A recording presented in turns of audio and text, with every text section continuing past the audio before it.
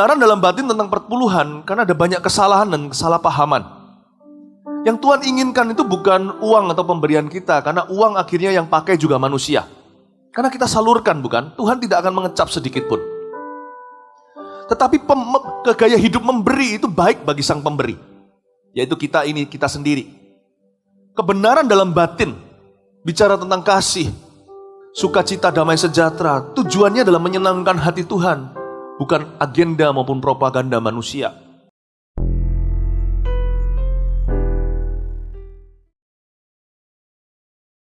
Sapa kanan kiri, katakan selamat tahun baru.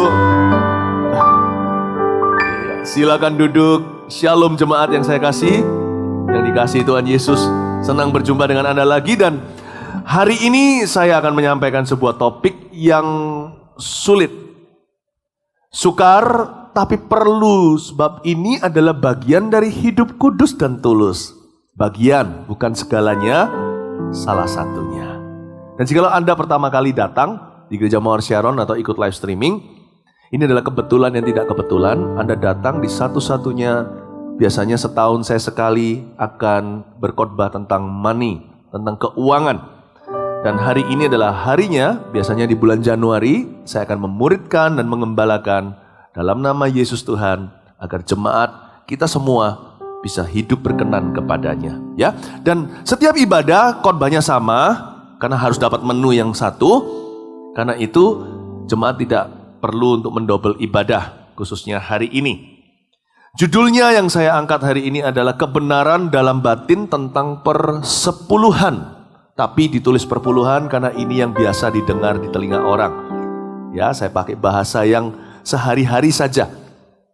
Kita baca sebuah ayat dulu, Mazmur 51 ayat 8. Sekali lagi kita bangkit berdiri membaca ini, oke? Kebenaran dalam batin tentang persepuluhan, tentang perpuluhan.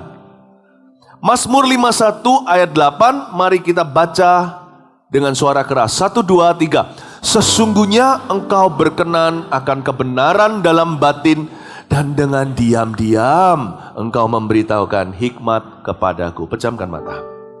Tuhan Yesus, dengan diam-diam ajari kami hikmat-Mu. Beri kami roh hikmat dan wahyu, juga soal keuangan di awal tahun ini. Agar kami tidak ada seorang pun yang jatuh dalam dosa maupun dalam ketamakan. Tidak ada orang yang bisa melayani dua-dua, Mamon dan Tuhan. Biarkan kami hari ini membuat hati kami pasti, yang kami sembah dan kagumi, pemelihara jiwa kami, Engkau saja Tuhan Yesus. Biarkan kami berjalan dalam perkenanan-Mu, juga di area di mana banyak orang mengalami trauma, hari ini bisa sembuh ketika kami mempelajari firman-Mu. Apapun yang belum mencuat dalam terang, belum mengalami pemulihan, hamba berdoa Engkau pakai hamba-Mu, mengucapkan agenda-Mu dan bukan agenda siapapun, bahkan bukan agenda gereja-Mu. Sehingga hari ini banyak orang-orang yang sakit di area ini sembuh, banyak orang yang salah paham jadi mengenal Tuhan. Dan kami yang sudah mengenal Tuhan semakin diteguhkan. Dalam nama Yesus, haleluya, amin. Silakan duduk. Buka ayat utama kita, Maliaki pasal 3 ayat 6-12. Di Alkitab kita judulnya pembayaran persembahan persepuluhan menyenangkan hati Allah. Jadi kita langsung tahu nafas hidupnya. Persembahan persepuluhan tidak musiman. Perintah Tuhan agar kita anak-anaknya menyembah Tuhan dan bukan mamon. Penting sekali untuk kita mengerti, karena keuangan adalah pergumulan kita sehari-hari. Buat apa kita bekerja kalau bukan karena salary? Jangan sampai penghidupan atau sumber penghidupan kita menjadi alasan mengapa kita jauh dari Tuhan. Kita harus mengerti terlebih dahulu maksud ilahi di balik segala sesuatu, termasuk dalam hal persepuluhan. Ada banyak yang bisa dibahas soal pemberian. Ada persembahan khusus, persembahan ini dan itu di Alkitab. Saya mulai dengan basicnya aja, SD, sekolah dasarnya, elementary. Persembahan perpuluhan adalah fondasi, karena sifatnya mengembalikan. Hari ini Biar Roh Kudus tuntun kita untuk bisa melihat di mana kita menyimpang dari firman Tuhan agar kita kembali kepada poros kehendak Allah. Tujuannya bukanlah pengumpulan dana. Karena persembahan persepuluhan itu lifestyle atau gaya hidup, bukan karena ada proyek tertentu. Jadi di awal tahun ini saya tergerak, Roh Kudus taruh beban untuk saya memberikan pesan pengembalaan. Jadi bagi Anda yang bukan dari Gereja Mawar Syaron, Anda bisa terapkan ini di mana Anda ditempatkan. Tapi hari ini live streaming dari Sabang sampai Merauke seluruh Indonesia, Gereja Mawar Syaron mengikuti kebaktian ini. Ini adalah pesan pengembalaan. This is a pastoral message for all of us, including me. Bahwa kita semua digembalakan oleh Tuhan Yesus. Tidak ada seorang pun di sini sifatnya penerima. Kita semuanya adalah pemberi. Kita semuanya adalah pelaku firman Allah. Nah, kita kebenaran dalam batin tentang perpuluhan karena ada banyak kesalahan dan kesalahpahaman. Yang Tuhan inginkan itu bukan uang atau pemberian kita, karena uang akhirnya yang pakai juga manusia. Karena kita salurkan, bukan? Tuhan tidak akan mengecap sedikit pun. Tetapi gaya hidup memberi itu baik bagi sang pemberi. Yaitu kita sendiri. Kebenaran dalam batin, bicara tentang kasih, sukacita, damai sejahtera, tujuannya adalah menyenangkan hati Tuhan, bukan agenda maupun propaganda manusia. Kita langsung tahu dari judulnya aja sudah mengerti isi hati Tuhan. Tapi mari kita baca isinya supaya kita diajari oleh Roh Kudus. Agar kita berjalan dalam kebenaran dan menemukan air yang tenang, rumput yang hijau dan air yang tenang. Ayat 6 dan 7 bunyinya begini. Bahwasanya aku Tuhan tidak berubah, katakan amin. Dan kamu Bani Yakub tidak akan lenyap, katakan amin. Kitalah Bani Yakub, Israel rohani. Sejak zaman nenek moyangmu, kamu telah menyimpang dari ketetapanku dan tidak memeliharanya. Kembalilah kepadaku, maka aku akan kembali kepadamu. Firman Tuhan semesta alam. Tetapi kamu berkata, dengan cara bagaimanakah kami harus kembali? Ayat 7 mulai gak enak, karena di sini Tuhan menegur umatnya Israel di perjanjian lama. Kamu telah menyimpang dari ketetapanku. Lalu setelah ditegur, bangsa Israel bukannya bertobat, malah menyangkal. Dan dia berkata seperti ini, berdalih. Loh, kenapa aku suruh kembali? Emangnya gua salah apa? Tuhan berkata, kamu sudah menyimpang, tapi mereka tidak kerasa. Lalu mereka melontarkan sebuah pertanyaan. Dan dalam dialog ini Tuhan akhirnya menuntun mereka kembali kepada jalan yang benar. Mereka bertanya, dengan cara bagaimana kami bisa kembali kalau memang kami sudah menyimpang? Tahukah Anda yang disebut menyimpang di sini adalah batin, bukan maninya. Jadi kita nggak bisa ikut sama Tuhan di dalam tempat yang remang atau bayang-bayang. Tidak ada pertukaran bayangan pada dirinya. Berarti Tuhan itu selalu terang-terangan. Karena itu saya berharap firman hari ini really will set us free, akan membebaskan kita dan jadi cara berpikiran yang salah. Dan di ayat sini dikatakan kamu telah menyimpang. Saya akan tunjukkan 3 mentalitas Kristen. Dan 2 diantaranya menyimpang. Dan kalau kita terkena dengan apa yang dijabarkan, ketahuilah bahwa Allah sedang berbicara kepada hati setiap kita. Kembalilah kepada Tuhan. Dari 3 ini 2 diantaranya menyimpang. Yang terakhir nanti, itulah yang Tuhan inginkan. Mari kita kembali ke sana. Yang pertama, mentalitas apa? 3 mentalitas orang Kristen. Yang pertama, Kristen komunis. Anda bisa catat ini semuanya. Kristen komunis adalah tipe orang Kristen yang punya mental begini dan berpikiran yang salah atau berpikiran picik bahwa pendeta harus miskin, gereja harus kecil, jemaat jangan boleh diberkati. Nah, yang namanya mentalitas seperti ini sebenarnya bukan hanya mengerdilkan dirinya sendiri, tapi mengutuki orang lain. Karena orang yang memberikan baik persembahan persepuluhan atau apapun juga kepada manusia atau kepada gereja, tapi punya mentalitas demikian, akan selalu berharap yang dia beri forever small, forever suffering. Yang dia kasih akan selama-lamanya menderita, selama-lamanya kecil. Karena kalau sekali orang-orang yang dia beri atau gereja yang dia dukung dana itu sukses mengelola, menjadi besar katakanlah, langsung dimusuhi dan tidak lagi menjadi alamat pemberiannya. Karena orang demikian tidak akan pernah bisa terima melihat orang lain diberkati. Dan dia akan selalu dia akan berpikiran sempit, mengira bahwa kalau ada orang itu hidupnya sama Tuhan diangkat, atau gereja yang semakin dibuat Tuhan berhasil dalam visi misinya, entah pikirannya adalah, oh sudah tidak butuh, atau apakah terjadi penyelewengan dana. Orang yang tidak bisa melihat orang lain diberkati adalah Kristen anti berkat. Sebenarnya pemberiannya tidak pernah ikhlas. Setiap kali dia ngasih, dia diam-diam berharap, kamu jangan besar ya. Supaya aku selalu bisa mengasihani. Pemberiannya adalah pemberian kasihan. Tidak pernah investasi ilahi. Ayat Alkitab di 1 Timotius pasal 4 ayat 1-5 pun menunjukkan. Tetapi roh dengan tegas mengatakan bahwa di waktu-waktu kemudian ada orang yang akan murtad lalu mengikuti roh-roh penyesat dan ajaran setan-setan. Apa ini?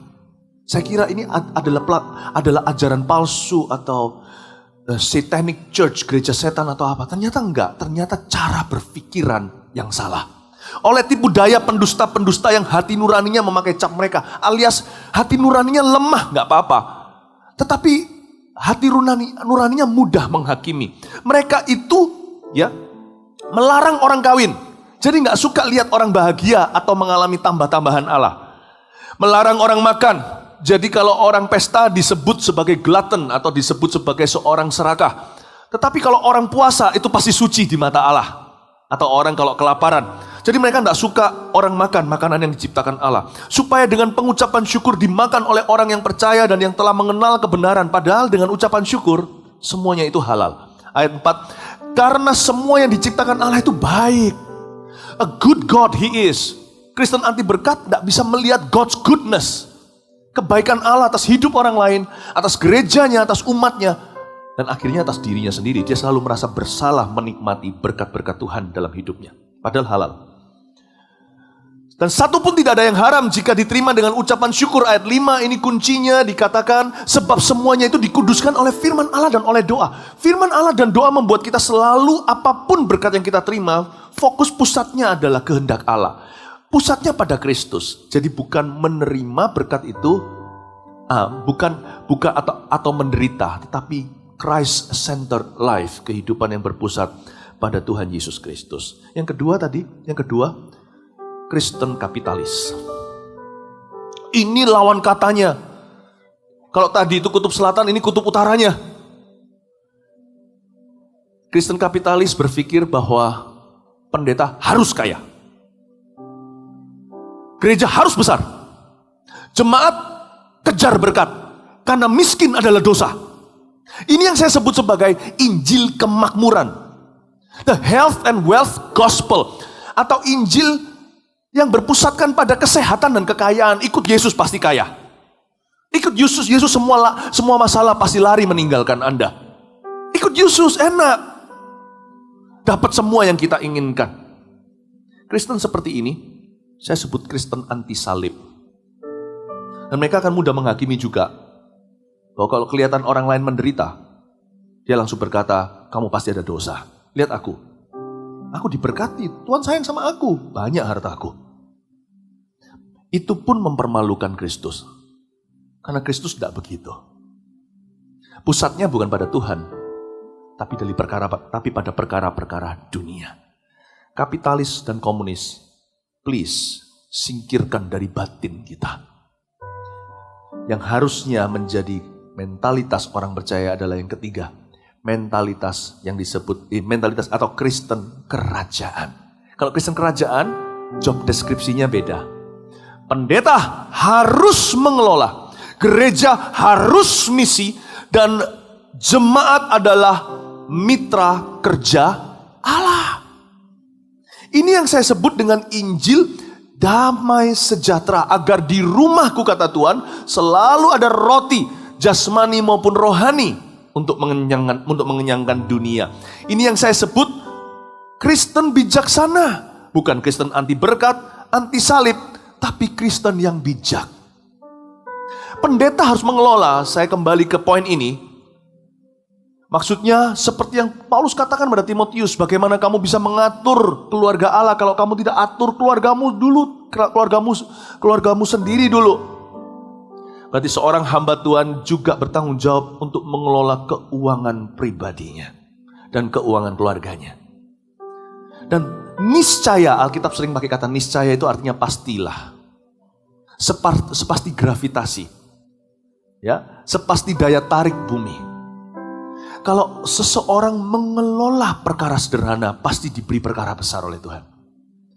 Kalau seseorang mengelola kehidupannya termasuk keuangannya, pasti dibuat Tuhan bertambah. Karena dia tidak akan masuk dalam jebakan yang sama, apalagi hutang piutang. Jadi mari kita bedakan dulu. Jangan pernah menghakimi sebuah buku dari lembaran pertamanya. Kita semua harus berlomba-lomba pada jalur kita masing-masing. Yang penting adalah apakah mata kita tertuju pada Kristus, hidup kita sesuai firman dan doa, dikuduskan di sana.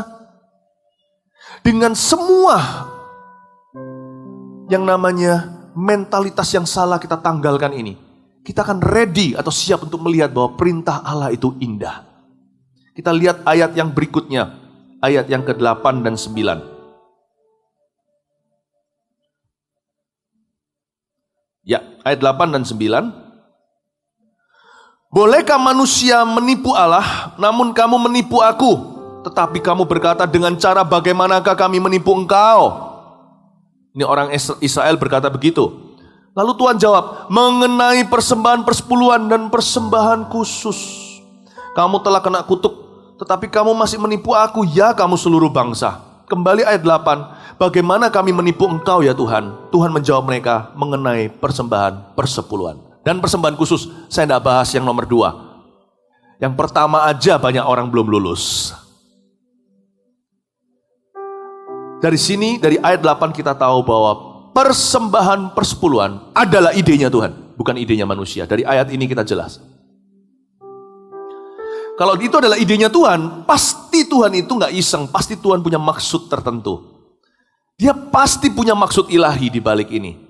Pasti indah, bukan? Kalau Tuhan yang berfirman. Nah, kita akan melihat beberapa ayat lagi yang akan dibaca oleh Pak Yohanes, Ulangan 14 ayat 22 sampai 29. Anda tidak usah buka, tinggal lihat aja ayat tambahan di depan.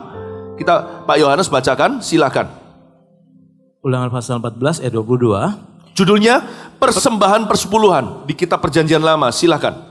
Haruslah engkau benar-benar mempersembahkan 1/10 dari seluruh hasil benih yang tumbuh di ladangmu tahun demi tahun. Haruslah engkau benar-benar mempersembahkan 1/10. Di hadapan Tuhan. Dan Tuhan berarti Tuhan itu sangat serius dengan itu. Di Perjanjian Lama, persembahan persepuluhan adalah perintah Tuhan, bukan saran. Nah, mengapa Tuhan memberi perintah gitu di Perjanjian Lama? Apakah kita lebih baik di Perjanjian Baru? Apakah manusia lebih tidak berdosa di zaman ini? Tidak. Kalau dulu Tuhan taruh itu dalam perjanjiannya dengan umatnya, pasti Tuhan melihat sesuatu yang indah. Nah, kita harus melihat itu. Persembahan persepuluhan jangan dilihat sebagai keharusan saja, lihatlah itu sebagai kerinduan. Nah, dengar sebelum lanjut ya. Saya bicara bukan sebagai penerima, saya bicara sesama pemberi. Saya telah mempraktekkan persembahan persepuluhan sejak sebelum saya jadi pendeta. Waktu saya masih sekolah baru bertobat terima Tuhan. 25 tahun lalu saya berikan dari uang saku. Selalu memberi perpuluhan. Dan dengan setia. Saya tahu ini indah dalam hidup saya, makanya saya sharing dengan Anda. Supaya kita mengerti mengapa Tuhan perintahkan begini. Kita lanjutkan sekarang ayat 23. Di hadapan Tuhan Allahmu di tempat yang akan dipilihnya untuk membuat namanya diam di sana, haruslah engkau memakan persembahan persepuluhan dari gandummu, dari anggurmu dan minyakmu, ataupun dari anak-anak sulung lembu sapimu dan kambing dombamu, supaya engkau belajar untuk selalu takut akan Tuhan di hadapan Allahmu. Tuhan Allahmu dan di tempat yang akan dipilihnya. Rule number 1, persembahan persepuluhan itu hubungan kita dengan Tuhan, soal keuangan. Dan di tempat yang dipilihnya berarti bukan seenak pemberinya. Tetapi Tuhan yang jadi master, bukan mamon Tuhan kita. Jadi kita harus jeli minta tuntunan Roh Kudus dalam diri. Di mana Tuhan menempatkan kita, yang kita bisa panggil tempat itu adalah rumah rohani di mana kita bertumbuh. Di tempat yang Tuhan pilih. Bagi saya, ini adalah tempat yang Tuhan pilih. Karena di sini saya bertumbuh. Nah, bagi setiap orang beda, yang bukan dari gereja Mawar Sharon, saya nggak bisa bilang begitu. Tapi Anda mesti dituntun sama Roh Kudus. Nggak bisa sembarangan. Di tempat di mana Tuhan pilih, setelah itu baru memberi. Persembahan perpuluhan bahkan bukan merupakan urusan pertama. Urusan pertama itu harusnya bertumbuh rohani di mana Allah menempatkanmu. Bukan bicara tentang keuangan dulu. Sekali Tuhan tunjukkan tempat itu, setialah di situ. Bangunlah perjanjian dengan Tuhan. Silakan. Apabila dalam hal engkau diberkati Tuhan Allahmu, jalan itu terlalu jauh bagimu, sehingga engkau tidak dapat mengangkutnya, karena tempat yang akan dipilih Tuhan untuk menegakkan namanya di sana terlalu jauh dari tempatmu, maka haruslah engkau menguangkannya dan membawa uang itu dalam bungkusan dan pergi ke tempat yang akan dipilih Tuhan Allahmu. Sebentar. Dari sini ayat 24 dan 25 yang barusan dibaca oleh Pak Yohanes menjelaskan sistem zaman itu yang namanya transferan. Mereka bisa uangkan, lalu mereka bawa, kalau tempat itu terlalu jauh, dikirimkan ke situ. Tuhan itu tidak membutuhkan keuangan mereka di perjanjian lama, demikian di perjanjian baru. Tuhan itu hanya rindu membukakan jalan bagi mereka yang hatinya ingin memberi. Dan Tuhan kita itu indah, karena Dia ingin mengajarkan kepada kita kehidupan yang bebas dari kekhawatiran. Kalau kita lihat di ayat 24-25, Tuhan tidak butuh. Tapi Tuhan sedang mendidik putra-putrinya di perjanjian lama. Ayat berikutnya. Dan haruslah engkau membelanjakan uang itu untuk segala yang disukai hatimu, untuk lembu sapi atau kambing domba, untuk anggur atau minuman yang memabukkan, atau apapun yang diingini hatimu. Dan haruslah engkau makan di sana di hadapan Tuhan Allahmu dan bersukaria engkau dan seisi rumahmu. Juga orang Lewi yang diam di dalam tempatmu, janganlah kau abaikan, sebab ia tidak mendapat bagian milik pusaka bersama-sama engkau. Juga orang Lewi yang diam di dalam tempatmu jangan diabaikan, sebab ia mendapat bagian milik pusaka bersama-sama engkau. Persembahan persepuluhan kita yang pasti adalah pasti akan berguna bagi para hamba-hamba Tuhan sepenuh waktu. Memang ada beberapa tipe-tipe hamba-hamba Tuhan. Pendeta pun tidak ada satu jenis atau macam. Di perjanjian baru, di gereja mula-mula ada yang tipe Petrus, yang betul-betul full time, sepenuh waktu, seluruh keluarganya juga. Tapi ada juga yang tipe Paulus, di samping itu pembuat tenda, di mana dengan tangannya dia juga semi bekerja untuk menghidupi misi-misinya dan untuk membiayai sendiri. Ada juga tipe-tipe hari ini, berbeda-beda. Ada hamba Tuhan yang sepenuh waktu, ada yang part time, ada juga hamba-hamba Tuhan yang pasangannya bekerja dan sebagainya. Jadi kita tahu, tapi yang pasti persembahan persepuluhan itu akan sangat-sangat penting bagi hamba-hamba Tuhan sepenuh waktu.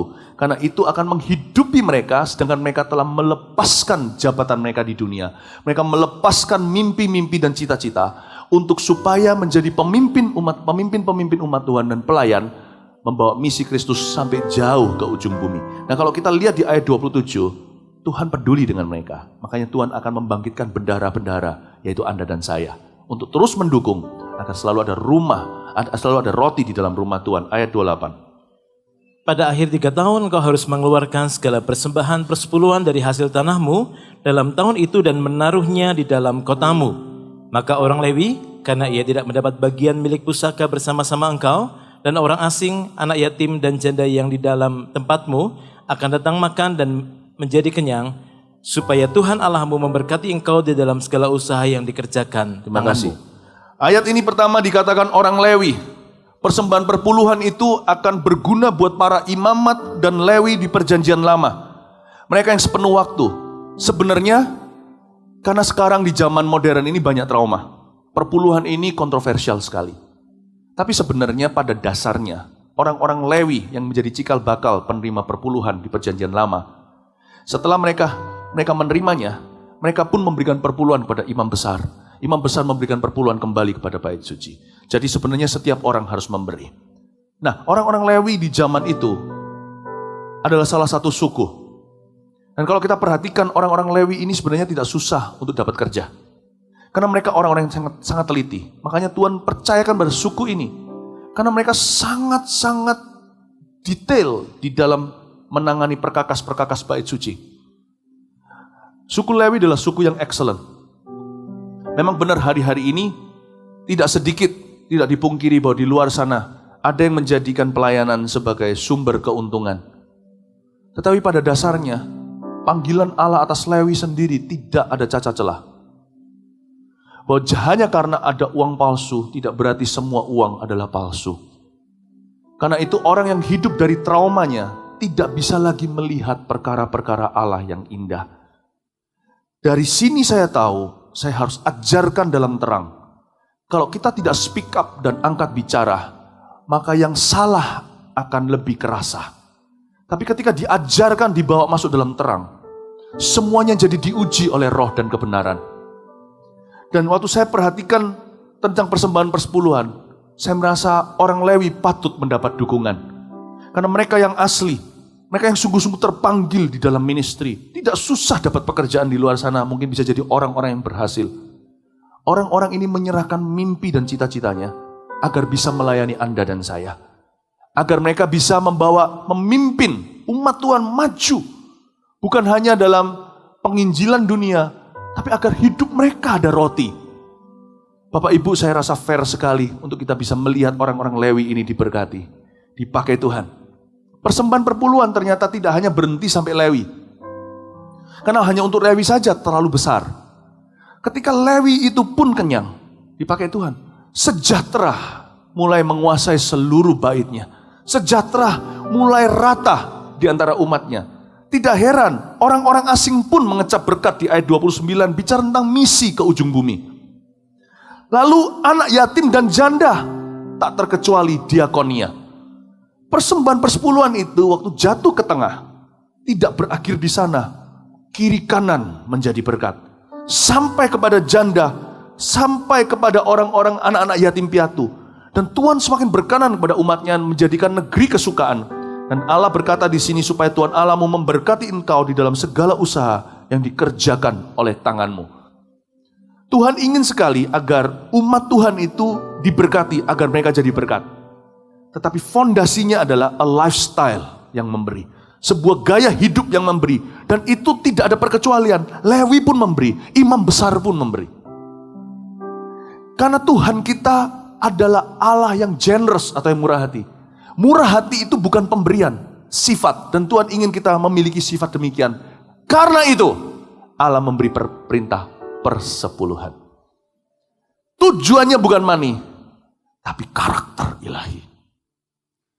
Saya setiap hari bersyukur kepada Tuhan untuk segala berkat. Salah satunya, I thank God. Saya bersyukur untuk persembahan persepuluhan. Karena perpuluhan adalah berkat bagi keluarga kami. Karena keluarga kami diajar untuk memberi. Beri tepuk tangan untuk Tuhan Yesus. Mari kita jangan menjadi Kristen yang bermentalitas salah. Mari kita melihat dalam kacamata sudut pandang kerajaan Allah. Bahwa kita adalah bendahara-bendaharanya. Dan persembahan persepuluhan itu disiplin yang tiada duanya. Indah luar biasa. Saya tidak lagi melihat itu sebagai beban atau keharusan. Tapi melihat itu sebagai kerinduan. Jangan lepaskan ya Tuhan. Jangan sampai kami ini punya cinta akan akar cinta akan uang. Di ayat yang berikutnya, ayat 8, dikatakan di sini, dengan cara bagaimana kami menipu engkau. Sorry, bukan ayat berikutnya. Ayat ini sudah kita baca tadi, ayat 8 ya. Tidak apa-apa, yang 26 nggak jadi. Ayat 8 tadi sudah kita baca belum ya? Sudah belum? Oh sudah ya, saya jadi lupa. Dengan cara bagaimana kami menipu engkau mengenai persembahan persepuluhan dan persembahan khusus. Persembahan persepuluhan adalah idenya Tuhan. Nah, sekarang mari kita lihat bagaimana kita menipu. Bagaimana banyak orang tidak benar dalam batinnya soal perpuluhan. Seperti yang di ayat 8 katakan, dengan cara bagaimana kami menipu engkau, saya akan tunjukkan pandangan-pandangan umum yang salah atau yang menipu tentang perpuluhan. Ada beberapa yang akan saya lontarkan. Dan semoga pandangan-pandangan ini berubah setelah mendengar khotbah ini. Tuhan tidak mau kita menipu Tuhan diam-diam dalam batin lagi. Salah satunya adalah gereja kecil paling perlu dukungan dana. Ini menjadi alasan orang tidak memberi perpuluhan. di mana dia ditempatkan. Karena belas kasihan. Tunggu ya. Saya sampaikan semua ini, Anda harus tahu serat-serat hati saya. Hanya kebetulan gereja kita adalah gereja besar, bukan berarti saya bicara ini. Tapi saya bicara ini karena kebenaran firman Tuhan, dan ini adalah pandangan-pandangan yang sudah sangat umum, tak tertulis, tapi seringkali di dalam hati. Dan ayat tadi itu betul-betul menantang kita, dengan cara gimana kita menipu Tuhan. Ketika batin kita tidak ada kebenaran. Pertanyaan saya adalah, apakah ini sungguh-sungguh teruji? Pandangan-pandangan yang populer tidak tentu benar, saudara. Nah, gereja kecil paling perlu dukungan dana. Bisa jadi butuh dukungan money, saya ngerti. Tapi tunggu dulu kita melihat bahwa yang disebut gereja kecil paling perlu dukungan dana ini tergantung kecilnya kenapa.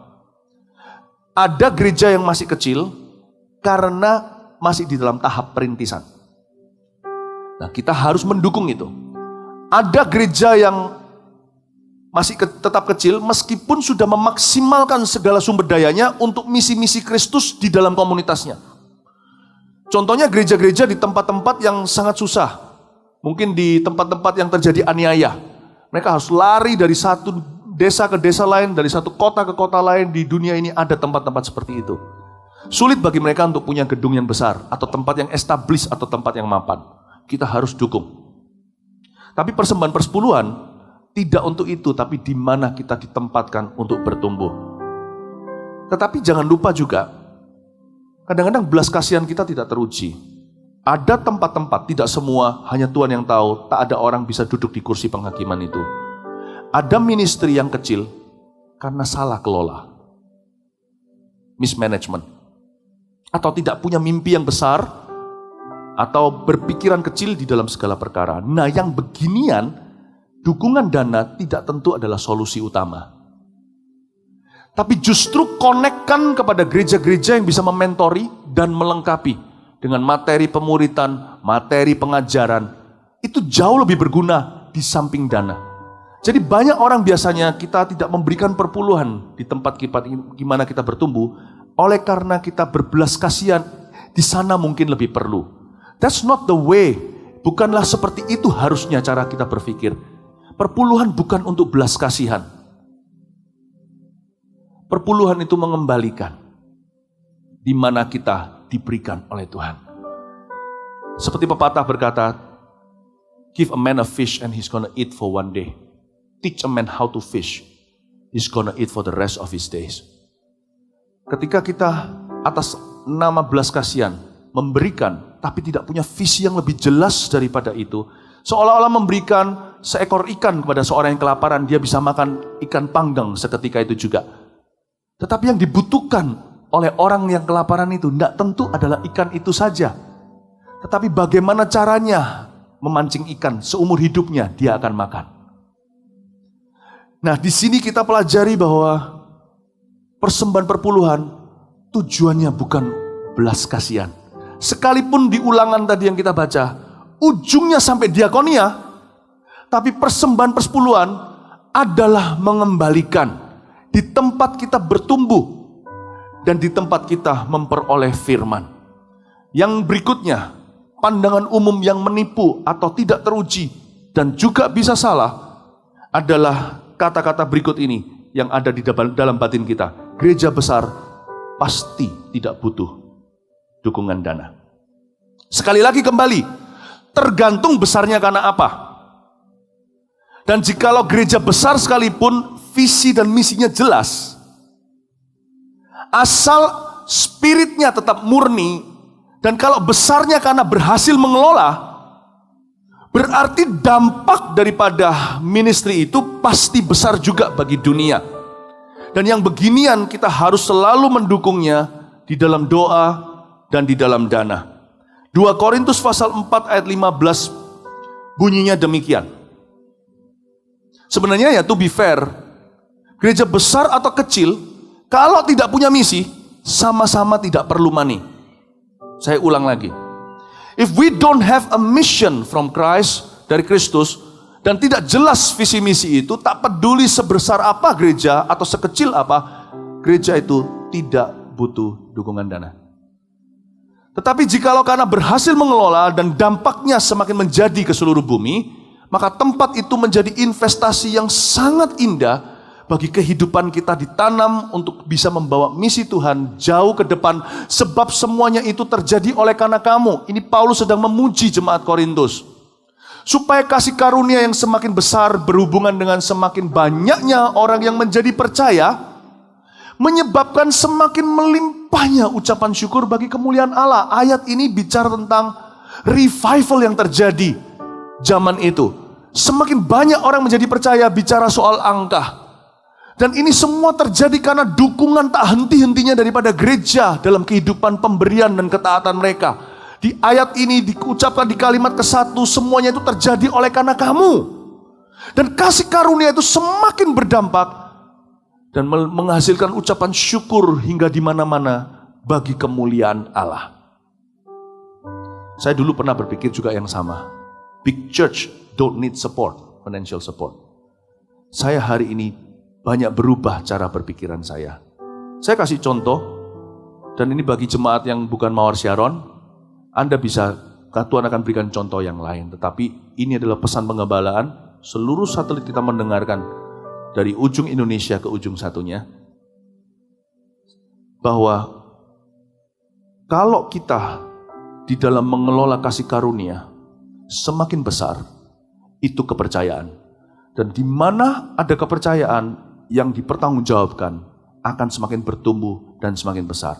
Saya kasih contoh beberapa yang dilakukan di gereja kita. Gereja Mawar Sharon merintis mendirikan komunitas-komunitas Injil, gereja-gereja di seluruh Indonesia, di mana keluarga-keluarga dipulihkan, anak-anak muda diselamatkan, anak-anak kecil dididik dalam takut akan Tuhan. Dan hal ini kalau saya pikirkan, Bapak Ibu, saya bersyukur untuk gereja yang terus bergulir di dalam rencana Allah. Saya secara pribadi adalah pendukung daripada visi misi yang Tuhan taruh di tempat ini. Untuk terus saya beri, untuk kami terus memberi, untuk mendukung visi misinya. Yayasan Sentuhan Kasih Bangsa contohnya. Saya kasih contoh bagaimana gereja sekalipun besar atau organisasi yang sudah besar pun terus butuh dukungan. Yayasan Sentuhan Kasih Bangsa bergerak di dalam pekerjaan-pekerjaan kemanusiaan, membantu korban bencana alam dan sebagainya. Yayasan Festival Kuasa Allah, saya sebut aja comot-comot sana dan sini saja. Apa yang diluncurkan dari sini. Selain mengadakan kebaktian kesembuhan di seluruh Indonesia dengan anak-anak FKA dan hamba-hamba Tuhan yang ada di sini, selain itu juga bekerja sama dengan organisasi-organisasi di luar Gereja Mawar Sharon seperti Lumbung Yusuf di Timur Tengah untuk membantu korban perang. Seperti membantu sebuah mendukung pelayanan anak-anak jalanan yang ada di Fuzhou, China. Dan juga memberikan penghidupan maupun penghidupan ekstra bagi hamba-hamba Tuhan khususnya dari gereja-gereja yang notabene lebih lemah. Ya, gereja-gereja yang masih bergumul di seluruh dunia yang tidak berlabelkan GMS.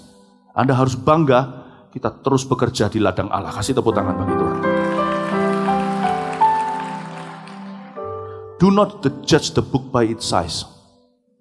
Jangan nilai sebuah buku dari ukurannya. Besar atau kecil. Cara pandangan umum ini harus diuji.